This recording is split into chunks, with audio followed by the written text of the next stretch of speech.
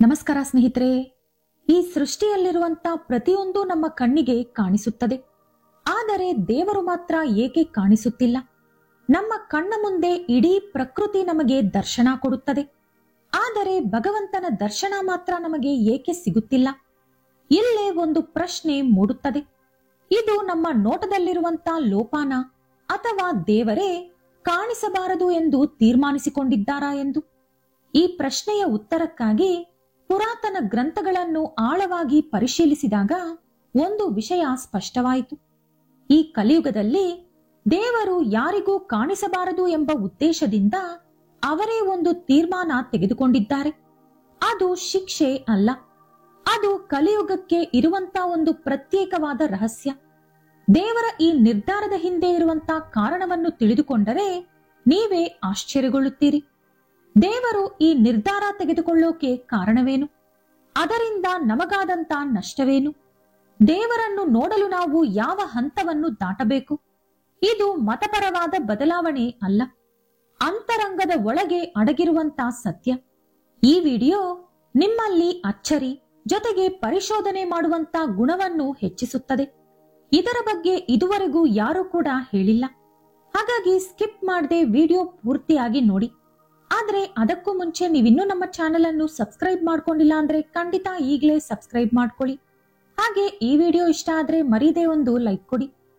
ಭೂಮಿಯ ಮೇಲೆ ಭಗವಂತನನ್ನು ನೋಡುವ ಅದೃಷ್ಟ ಮನುಷ್ಯನಿಗೆ ಮೊಟ್ಟ ಮೊದಲು ದೊರಕಿದ್ದು ಸತ್ಯಯುಗದಲ್ಲಿ. ಆಗ ಅವರು ನರ ನಾರಾಯಣ ಎಂಬ ಋಷಿಗಳ ರೂಪದಲ್ಲಿ ಬದರಿಕಾಶ್ರಮದಲ್ಲಿ ತಪಸ್ಸು ಮಾಡುತ್ತಿದ್ದರು. ಶ್ರೀಮದ್ ಭಾಗವತ 11ನೇ ಸ್ಕಂದ 4ನೇ ಅಧ್ಯಾಯದಲ್ಲಿ ಇದರ ಬಗ್ಗೆ ಪೂರ್ತಿಯಾಗಿ ವಿವರಿಸಲಾಗಿದೆ. ಅವರನ್ನು ನೋಡುತ್ತಾ ಅನೇಕ ಋಷಿ ಮುನಿಗಳು ಸತ್ಯವನ್ನು ತಿಳಿದುಕೊಂಡರು. ಅದರ ನಂತರ ತ್ರೇತಾಯುಗ ಬಂದಿತು. ಈ ಸಲ ಭಗವಂತ ಶ್ರೀರಾಮನಂತೆ ಜನಿಸಿದರು, ಮನುಷ್ಯನಾಗಿ ಬದುಕಿದರು, ದುಃಖ ನೋವು ಕಷ್ಟ ಅನುಭವಿಸಿದರು, ಎಲ್ಲರಿಗೂ ಪ್ರೀತಿ ಹಂಚಿದರು. ಅದರ ನಂತರ ದ್ವಾಪರಯುಗದಲ್ಲಿ ಶ್ರೀಕೃಷ್ಣನಂತೆ ಭೂಮಿಗೆ ಬಂದರು. ಬಾಲಕೃಷ್ಣನಾಗಿ ಆಟಗಳನ್ನು ಆಡಿದರು, ಯುವಕೃಷ್ಣನಾಗಿ ಪಾಲನೆ ಮಾಡಿದರು. ಪರಮಾತ್ಮನ ರೂಪದಲ್ಲಿ ಅರ್ಜುನನಿಗೆ ಭಗವದ್ಗೀತೆ ಬೋಧಿಸಿ ವಿಶ್ವರೂಪ ತೋರಿಸಿದರು. ಈ 3 ಯುಗಗಳಲ್ಲೂ ಮನುಷ್ಯ ಭಗವಂತನನ್ನು ನೋಡಿದ್ದಾನೆ, ಅವರ ಮಾತುಗಳನ್ನು ಕೇಳಿಸಿಕೊಂಡಿದ್ದಾನೆ, ಅವರ ಜೊತೆ ಮಾತನಾಡಿದ್ದಾನೆ. ಅವರ ಶಕ್ತಿ ಈ ಭೂಮಿಯ ಮೇಲೆ ಹರಿದಾಡಿತು. ಸಹಾಯ ಬೇಡಿದಾಗ ಸಹಾಯ ಸಿಗುತ್ತಿತ್ತು. ಆದರೆ ಈಗ ನಾವಿರುವುದು ಕಲಿಯುಗ. ಇಲ್ಲಿ ನಾವು ನೋಡುವುದು ದೇವಾಲಯದಲ್ಲಿರುವಂತ ವಿಗ್ರಹಗಳನ್ನು ಹಾಗೂ ಮಂತ್ರಶಕ್ತಿಗಳನ್ನು ಮಾತ್ರ. ಆದರೆ ದೇವರ ಅಸ್ತಿತ್ವ ಮಾತ್ರ ಮೌನವಾಗಿದೆ. ಕಲಿಯುಗ ಬಂತು, ಭಕ್ತರ ಸಂಖ್ಯೆ ಬೆಳೆಯಿತು, ದೇವಾಲಯಗಳು ನಿರ್ಮಾಣಗೊಂಡವು, ವ್ರತಗಳು ಪೂಜೆಗಳು ಸಂಕಲ್ಪಗಳು ಎಲ್ಲವೂ ಹೆಚ್ಚಾದವು. ಆದರೆ ದೇವರು ಮಾತ್ರ ಮೌನವಾಗಿ ಉಳಿದು ಬಿಟ್ಟರು. ಕಳೆದ ಯುಗಗಳಲ್ಲಿ ಭಗವಂತ ಮಾತನಾಡಿದ್ದಾರೆ, ಪ್ರತ್ಯಕ್ಷವಾಗಿದ್ದಾರೆ, ಅವರ ಸ್ವಂತ ರೂಪದಲ್ಲಿ ಪ್ರತ್ಯಕ್ಷವಾಗಿ ನಡೆದಾಡಿದ್ದಾರೆ. ಆದರೆ ಈ ಕಲಿಯುಗದಲ್ಲಿ ಅವರು ನಡೆದಾಡುತ್ತಿಲ್ಲ, ಅವರು ಮಾತನಾಡುತ್ತಿಲ್ಲ, ಅವರು ಕಾಣಿಸುತ್ತಲೂ ಇಲ್ಲ. ಇದು ಬರೀ ಮೌನ ಅಲ್ಲ, ಇದೊಂದು ಸಂಕೇತ, ಇದೊಂದು ಸಂದರ್ಭ ಅಲ್ಲ, ಇದೊಂದು ನಿರ್ಣಯ. ಆದರೆ ಈಗ ಪ್ರಶ್ನೆ ಏನಂದ್ರೆ, ಈ ನಿರ್ಧಾರ ಯಾರದು? ನಮ್ಮದ ಅಥವಾ ದೇವರದ? ಕೇವಲ ವೇದಗಳು ಮಾತ್ರವಲ್ಲ, ಭಾಗವತ ಪುರಾಣ ಕೂಡ ಈ ಪ್ರಶ್ನೆಗೆ ಒಂದು ಬಲವಾದ ಉತ್ತರ ಕೊಟ್ಟಿದೆ. ಭಾಗವತ ಪುರಾಣ 11ನೇ ಸ್ಕಂದ 5ನೇ ಅಧ್ಯಾಯದಲ್ಲಿ ಒಂದು ಅಪರೂಪದ ಸಂಭಾಷಣೆ ನಡೆಯುತ್ತದೆ. ಒಬ್ಬ ರಾಜ, ಆತನ ಹೆಸರು ನಿಮಿ. ಆತ ದೇವತೆಗಳಿಗೂ ಹೆದರದಂತ ಸಾಧಕ. ಆತ ಒಂದು ಸಲ ನವಯೋಗೇಂದ್ರರು ಎಂಬ 9 ಜನ ಮಹಾಋಷಿಗಳನ್ನು ಈ ರೀತಿ ಕೇಳುತ್ತಾನೆ, ಈ ಕಲಿಯುಗ ಹೇಗಿರುತ್ತದೆ? ದೇವರು ಈ ಕಾಲದಲ್ಲಿ ಯಾವ ರೀತಿ ಪ್ರತ್ಯಕ್ಷವಾಗುತ್ತಾರೆ? ಈ ಯುಗದಲ್ಲಿ ಪ್ರಜೆಗಳ ಜೀವನದಲ್ಲಿ ಬದಲಾವಣೆ ತರಬೇಕು ಅಂದರೆ ಯಾವ ದಾರಿ ಇದೆ ಎಂದು ಕೇಳಿದ. ಆ ಪ್ರಶ್ನೆಗೆ ನವಯೋಗೇಂದ್ರರಲ್ಲಿ ಒಬ್ಬರಾದ ಕಾವ್ಯ ಋಷಿ ಪ್ರತ್ಯಕ್ಷವಾಗಿ ದೇವರು ಅವರಿಗೆ ಹೇಳಿದಂತಹ ಮಾತುಗಳನ್ನು ಹೇಳಿದರು. ಅದೇನಂದ್ರೆ, ಈ ಕಲಿಯುಗದಲ್ಲಿ ನಾನು ಹೊರಗೆ ಕಾಣಿಸುವುದಿಲ್ಲ, ನನ್ನ ರೂಪವನ್ನು ಗುಪ್ತವಾಗಿಡುತ್ತೇನೆ, ನನ್ನ ಮಾತುಗಳನ್ನು ಮೌನವಾಗಿರಿಸುತ್ತೇನೆ. ಏಕೆಂದರೆ ಕಲಿಯುಗ ನನ್ನ ರೂಪ ನೋಡುವ ಯೋಗ್ಯತೆ ಹೊಂದಿಲ್ಲ. ಹಾಗಾಗಿ ಈ ಯುಗಕ್ಕೆ ನಾನು ಕೊಡುವುದು ರೂಪ ಅಲ್ಲ, ಕೇವಲ ಸ್ಮೃತಿ ಮಾತ್ರ. ಇದರ ಅರ್ಥ ಏನಂದ್ರೆ, ದೇವರು ಈ ಕಲಿಯುಗದಲ್ಲಿ ಬರೀ ಭಕ್ತರ ಹೃದಯದಲ್ಲಿ ಮಾತ್ರ ವಾಸವಿರುತ್ತಾರೆ. ದೇವರ ನಾಮಜಪ ಮಾಡುವವರಿಗೆ ಅವರು ದೇಹದ ಮೂಲಕ ಅಲ್ಲದೆ ಚೈತನ್ಯದ ಮೂಲಕ ಪ್ರತ್ಯಕ್ಷವಾಗುತ್ತಾರೆ ಎಂಬುದೇ ಅರ್ಥ. ಇದು ದೇವರು ಒಬ್ಬರಿಗೆ ಕಷ್ಟ ಕೊಡಬೇಕು ಎಂದು ತೆಗೆದುಕೊಂಡ ನಿರ್ಧಾರವಲ್ಲ. ಇದು ಕಾಲ ತಾನಾಗಿ ತೆಗೆದುಕೊಂಡ ನಿರ್ಧಾರ, ಕಾಲದ ಬದಲಾವಣೆ. ಈ ಕಲಿಯುಗ ದೋಷಗಳು ಲೋಪಗಳಿಂದ ತುಂಬಿರುವಂತಹ ಯುಗ. ಇಲ್ಲಿ ದೇವರು ಡೈರೆಕ್ಟ್ ಆಗಿ ಬಂದು ಏನು ಹೇಳಿದ್ರೂ ಕೂಡ ಜನ ನಂಬಲ್ಲ. ಅವರ ಕಿವಿಗೆ ಅದು ಮಧುರವಾಗಿ ಕೇಳಿಸುವುದಿಲ್ಲ. ಬರೀ ಚರ್ಚೆ, ವಾದ ವಿವಾದವಾಗಿ ಮಾತ್ರ ಅದು ಉಳಿಯುತ್ತದೆ. ಆದ್ದರಿಂದ ದೇವರು ಸ್ವತಃ ತೆಗೆದುಕೊಂಡಂತ ನಿರ್ಧಾರ ಇದು. ಈ ಕಲಿಯುಗ ಪಾಪಿಯುಗ. ಹಾಗಾಗಿ ಈ ಕಲಿಯುಗದಲ್ಲಿ ದೇವರ ಮುಖ ನಮಗೆ ಕಾಣಿಸುವುದಿಲ್ಲ. ಆದರೆ ದೇವರನ್ನು ನೋಡಬೇಕು ಎಂದು ನೀವು ದೃಢ ನಿರ್ಧಾರ ಮಾಡಿದರೆ ಅವರ ಸ್ವರೂಪ ನಿಮ್ಮೊಳಗಡೆ ಪ್ರತ್ಯಕ್ಷವಾಗುತ್ತದೆ. ಇದು ಭಕ್ತಿಯ ಬಗ್ಗೆ ಕೊಡುತ್ತಿರುವಂತಹ ಸಂದೇಶವಲ್ಲ. ಇದು ಕಾಲಚಕ್ರ ಹೇಗೆ ಕೆಲಸ ಮಾಡುತ್ತದೆ ಎಂದು ಹೇಳುತ್ತಿರುವುದು. ಭಾಗವತ ಪುರಾಣದ ಪ್ರಕಾರ ಈ ಕಲಿಯುಗದಲ್ಲಿ ನಾವು ದೇವರನ್ನು ನೋಡಬೇಕು ಅಂದರೆ ಕಾಲವನ್ನು ದಾಟಬೇಕು. ನಮ್ಮ ಸ್ವಭಾವ ಬದಲಾಯಿಸಿಕೊಳ್ಳಬೇಕು. ನಮ್ಮ ದೃಷ್ಟಿ ಬದಲಾಗಬೇಕು. ಇದು ದೇವರ ಮೌನವಲ್ಲ. ಇದೊಂದು ಸಾಕ್ಷಾತ್ಕಾರಕ್ಕಾಗಿ ಹಾಕಿದಂತ ಹೊಸ ದಿಕ್ಸೂಚಿ. ಈಗ ದೇವರು ನಮಗೆ ಕಾಣಿಸುತ್ತಿಲ್ಲ, ಹಾಗಾಗಿ ದೇವರೇ ಇಲ್ಲ ಅಂದುಕೊಳ್ಳುವುದು ತಪ್ಪು. ದೇವರು ನಮ್ಮೊಳಗಡೆ ಒಂದು ಭಾವನೆಯಂತೆ ಬದುಕಿದ್ದಾರೆ. ರೂಪ ಅಗತ್ಯವಿಲ್ಲ, ಅನುಭವ ಸಾಕು. ನಾವು ಚಿಕ್ಕಂದಿನಲ್ಲಿರುವಾಗ ದೇವರು ನಮಗೆ ಅಜ್ಜಿ ತಾತ ಅಥವಾ ತಂದೆ ತಾಯಿ ಅಥವಾ ಗುರುಗಳು ಹೇಳುವಂತ ಕಥೆಯಲ್ಲಿ ಕಾಣಿಸುತ್ತಿದ್ದರು. ನಾವು ಬೆಳೆದಂತೆ ವಿಗ್ರಹದ ರೂಪದಲ್ಲಿ, ಫೋಟೋಗಳ ರೂಪದಲ್ಲಿ ಕಾಣಿಸಿದರು. ದೇವರನ್ನು ನೇರವಾಗಿ ನೋಡಲು ನಾವು ಹುಡುಕಾಡುತ್ತಿದ್ದೇವೆ ಅಂದರೆ ಅರ್ಥ ಇನ್ನೂ ನಮ್ಮ ಒಳಗಡೆ ಇರುವಂತ ದೇವರನ್ನು ನಾವು ಗುರುತಿಸಲಿಲ್ಲ ಎಂದು. ಹೊರಗಡೆ ರೂಪಕ್ಕಾಗಿ ಎದುರು ನೋಡುತ್ತಾ ಒಳಗಡೆ ಪಡೆಯಬೇಕಾದ ಅನುಭವವನ್ನು ಮರೆತು ಹೋಗಿದ್ದೇವೆ.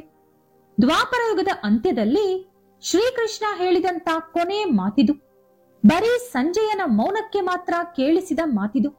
ಅದೇನಂದ್ರೆ, ಇದೇ ನನ್ನ ಕೊನೆಯ ರೂಪ. ಭೂಮಿಗೆ ಬಂದ ನನ್ನ ಕೆಲಸ ಮುಗಿಯಿತು. ಇನ್ನು ಮುಂದೆ ನಾನು ಭೂಮಿಯ ಮೇಲೆ ಒಂದು ನಿರ್ದಿಷ್ಟವಾದ ರೂಪದಲ್ಲಿ ಇರುವ ಅಗತ್ಯವಿಲ್ಲ. ಬಹಿರಂಗವಾಗಿ ನನ್ನನ್ನು ಹುಡುಕುವುದು ವ್ಯರ್ಥ. ಅಂತರಂಗದಲ್ಲಿ ಹುಡುಕಬೇಕು ಎಂದು ಶ್ರೀಕೃಷ್ಣ ಹೇಳಿದ್ದಾರೆ. ಕಲಿಯುಗದಲ್ಲಿ ದೇವರನ್ನು ನೋಡಲು ಅಥವಾ ದೇವರ ಅನುಭವ ಪಡೆಯಲು ವೇಗದಿಂದ ಸಾಧ್ಯವಾಗುವುದಿಲ್ಲ. ಸ್ಥಿರತೆ ಇರಬೇಕು. ಪ್ರತಿ ಪ್ರಶ್ನೆಗೂ ಉತ್ತರ ಸಿಗುವುದಿಲ್ಲ. ನಮ್ಮನ್ನು ನಾವು ಸಮರ್ಪಿಸಿದಾಗ ಕೆಲವೊಂದಕ್ಕೆ ಉತ್ತರ ಸಿಗಬಹುದು. ಅಂದರೆ ದೇವರಿಗೆ ನಮ್ಮನ್ನು ನಾವು ಅರ್ಪಿಸಿದಾಗ ಅವರ ಅನುಭವ ನಮಗೆ ಆಗುತ್ತದೆ. ಒಂದಾನೊಂದು ಕಾಲದಲ್ಲಿ ಭಗವಂತ ಶ್ರೀರಾಮನಂತೆ ಜನಿಸಿ ಧರ್ಮವೇ ಮುಖ್ಯ ಎಂದು ತೋರಿಸಿಕೊಟ್ಟರು. ಅದರ ನಂತರ ಶ್ರೀಕೃಷ್ಣನಂತೆ ಜನಿಸಿ ಧರ್ಮ ಸ್ಥಿರವಾಗಿ ಇರುವುದಿಲ್ಲ, ಪ್ರತಿ ಕ್ಷಣ ಬದಲಾಗುತ್ತದೆ ಅನ್ನುವುದು ತೋರಿಸಿಕೊಟ್ಟರು. ಆದರೆ ಈ ಯುಗದಲ್ಲಿ ರೂಪದಲ್ಲಿ ಕಾಣಿಸಿಕೊಳ್ಳದೆ ಇವೆಲ್ಲವನ್ನೂ ನಮಗೆ ಅರ್ಥ ಆಗುವಂತೆ ಮಾಡುತ್ತಿದ್ದಾರೆ. ನಾವು ತಪ್ಪು ಮಾಡಿದರೆ ಅಥವಾ ಮೋಸ ಮಾಡಿದರೆ ತಕ್ಷಣ ಅಲ್ಲದಿದ್ದರೂ ಕೆಲವು ವರ್ಷಗಳ ನಂತರ ನಾವು ಅದೇ ರೀತಿ ಮೋಸ ಹೋಗುತ್ತೇವೆ. ಅಥವಾ ನಮಗೆ ಕಷ್ಟ ಬಂದಾಗ ಇದೆಲ್ಲ ನಾನು ಅಂದು ಮಾಡಿದ ತಪ್ಪಿನಿಂದ ನಡೆಯುತ್ತಿದೆ ಅನ್ನುವ ಯೋಚನೆ ನಮಗೆ ತಾನಾಗಿ ಬರುತ್ತದೆ. ಆ ಯೋಚನೆ ಆ ಸಮಯಕ್ಕೆ ಸರಿಯಾಗಿ ಬರಲು ಕಾರಣ ದೇವರು.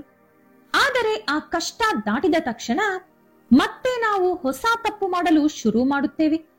ಈಗ ನಾವು ಎಷ್ಟೊಂದು ಭಕ್ತಿಯಿಂದ ಪೂಜೆ ಮಾಡಿದರೂ ಕೂಡ ಅವರು ನಮ್ಮ ಕಣ್ಣ ಮುಂದೆ ಬರುತ್ತಿಲ್ಲ ಅಂದರೆ ಅರ್ಥ ದೇವರಿಗೆ ಅವಸರಕ್ಕಾಗಿ ಕರೆಯುವ ಮನುಷ್ಯ ಬೇಕಿಲ್ಲ. ಪ್ರೀತಿಯಿಂದ ನಿಸ್ವಾರ್ಥವಾಗಿ ಎದುರು ನೋಡುವಂತ ಮನಸ್ಸು ಬೇಕು. ಈ ಯುಗದಲ್ಲಿ ದೇವರ ಅನುಭವ ಪಡೆಯುವ ವ್ಯಕ್ತಿ ಒಬ್ಬನೇ. ಅವನೇ ನಿಸ್ವಾರ್ಥವಾಗಿ ಯಾವುದೇ ಕೋರಿಕೆ ಕೇಳದೆ ಭಗವಂತನ ಧ್ಯಾನ ಮಾಡುವವನು. ನಾವು ಕಷ್ಟ ಬಂದಾಗ ದೇವರನ್ನು ಸಹಾಯಕ್ಕೆ ಕರೆಯುತ್ತೇವೆ. ಕಷ್ಟ ಹೋಗಲಿಲ್ಲ ಅಂದಾಗ ಕೆಟ್ಟ ಮಾತುಗಳಿಂದ ಬೈಯುತ್ತೇವೆ. ಕೊನೆಗೆ ದೇವರೇ ಇಲ್ಲ ಅಂದು ಬಿಡುತ್ತೇವೆ. ಆದರೆ ಒಂದು ಸಲ ಪ್ರಶಾಂತವಾಗಿ, ನಿಶ್ಶಬ್ದವಾಗಿ, ಯಾವ ಕೋರಿಕೆ ಇಲ್ಲದೆ, ಆಸೆ ಇಲ್ಲದೆ, ಬಯಕೆ ಇಲ್ಲದೆ ಮೌನವಾಗಿ ಕುಳಿತುಕೊಂಡು ಭಗವಂತನನ್ನು ನೋಡಲು ಪ್ರಯತ್ನಿಸಿ. ಆಗ ನಿಮ್ಮೊಳಗೆ ಒಂದು ಚಿಕ್ಕ ಅನುಭವ ಮೂಡುತ್ತದೆ. ನಿಮ್ಮ ಉಸಿರಿನಲ್ಲಿ ಒಂದು ಬದಲಾವಣೆ ಕಾಣಿಸುತ್ತದೆ. ನೀವು ಒಬ್ಬರಲ್ಲ, ನಿಮ್ಮೊಳಗೆ ಇನ್ನೊಬ್ಬರು ಇದ್ದಾರೆ ಎಂಬ ಭಾವನೆ ಮೂಡುತ್ತದೆ. ಅದೇ ನಿಜವಾಗಲೂ ನಿಮಗೆ ಸಿಗುವಂತ ದೇವರ ದರ್ಶನ. ಕಲಿಯುಗದಲ್ಲಿ ದೇವರು ನಮಗೆ ಕಾಣಿಸದಿರುವುದಕ್ಕೆ ದೊಡ್ಡ ಆಶ್ಚರ್ಯವಿಲ್ಲ. ಯಾಕಂದ್ರೆ ಈ ಯುಗದಲ್ಲಿ ಅಂತಹ ಮಹಾನುಭಾವರು ಯಾರೂ ಇಲ್ಲ. ಒಂದು ಮಾತಲ್ಲಿ ಹೇಳುವುದಾದರೆ, ದೇವರನ್ನು ಹೊರಗಡೆ ಹುಡುಕಲು ಹೋಗಬೇಡಿ, ನಿಮ್ಮೊಳಗಡೆ ಇರುವುದನ್ನು ಗುರುತಿಸಿ ನೋಡಿ. ಮೊದಲು ನಿಮ್ಮನ್ನು ನೀವು ಪ್ರೀತಿಸಿ, ನಂತರ ಪ್ರಕೃತಿಯನ್ನು, ಇತರೆ ಜೀವಿಗಳನ್ನು ಪ್ರೀತಿಸಿ. ನಮ್ಮನ್ನು ನಾವು ಪ್ರೀತಿಸುವುದು ಅಂದರೆ ಸರಿಯಾದ ಸಮಯಕ್ಕೆ ಏಳುವುದು, ಆರೋಗ್ಯವಾದ ಊಟ ತಿನ್ನುವುದು, ಮನಸ್ಸು ದೇಹವನ್ನು ಶುಚಿಯಾಗಿ ಇಟ್ಟುಕೊಳ್ಳುವುದು. ಇದೇ ನಮ್ಮನ್ನು ನಾವು ಪ್ರೀತಿಸುವುದು ಅಂದರೆ ಅರ್ಥ. ಎಲ್ಲರಿಗೂ ಕೂಡ ಅವರೆಂದರೆ ಅವರಿಗೆ ಇಷ್ಟ ಇರುತ್ತೆ. ಆದರೆ ಯಾವುದೋ ಸಮಯಕ್ಕೆ ಏಳುತ್ತಾರೆ, ಯಾವುದೋ ಸಮಯಕ್ಕೆ ತಿನ್ನುತ್ತಾರೆ, ಸ್ನಾನ ಮಾಡದೆ ಹಾಗೆ ಇರುತ್ತಾರೆ, ಸೋಂಬೇರಿತನ ತೋರಿಸುತ್ತಾರೆ, ಧೂಮಪಾನ, ಮದ್ಯಪಾನ, ಇತರೆ ಮತ್ತು ಪದಾರ್ಥಗಳ ಸೇವನೆ ಮಾಡುತ್ತಾರೆ, ವ್ಯಾಯಾಮ, ಧ್ಯಾನ ಮಾಡುವುದಿಲ್ಲ. ಹೀಗಿರುವಾಗ ಅವರನ್ನವರು ಪ್ರೀತಿಸಿದಂತೆ ಹೇಗಾಗುತ್ತದೆ? ಆದ್ದರಿಂದಾನೇ ಮೊದಲು ನಿಮ್ಮನ್ನು ನೀವು ಪ್ರೀತಿಸಿ ಅಂತ ಹೇಳಿದೆ. ನಿಮ್ಮ ಮನಸ್ಸನ್ನು, ದೇಹವನ್ನು ಆರೋಗ್ಯವಾಗಿ ಕಾಪಾಡಿಕೊಳ್ಳಿ. ಅದರ ನಂತರ ನಿಮಗೆ ತಾನಾಗಿಯೇ ಪ್ರಕೃತಿ ಮೇಲೆ, ಇತರೆ ಜೀವಿಗಳ ಮೇಲೆ ಪ್ರೀತಿ ಬರುತ್ತದೆ. ಆಗ ನಿಮಗೆ ನಿಮ್ಮೊಳಗೆ ದೇವರ ಸಾಕ್ಷಾತ್ಕಾರ ಆಗುತ್ತದೆ. ಈ ವಿಡಿಯೋ ಇಷ್ಟ ಆದ್ರೆ ಲೈಕ್ ಮಾಡಿ, ಶೇರ್ ಮಾಡಿ. ಇಂತಹ ಹೆಚ್ಚಿನ ಉತ್ತಮ ಮಾಹಿತಿಗಳಿಗಾಗಿ ತಪ್ಪದೇ ನಮ್ಮ ಚಾನೆಲ್ ಅನ್ನು ಸಬ್ಸ್ಕ್ರೈಬ್ ಮಾಡ್ಕೊಳ್ಳಿ. ನಾಳೆ ಮತ್ತೊಂದು ವಿಡಿಯೋದೊಂದಿಗೆ ಪುನಃ ಭೇಟಿಯಾಗೋಣ. ಧನ್ಯವಾದಗಳು.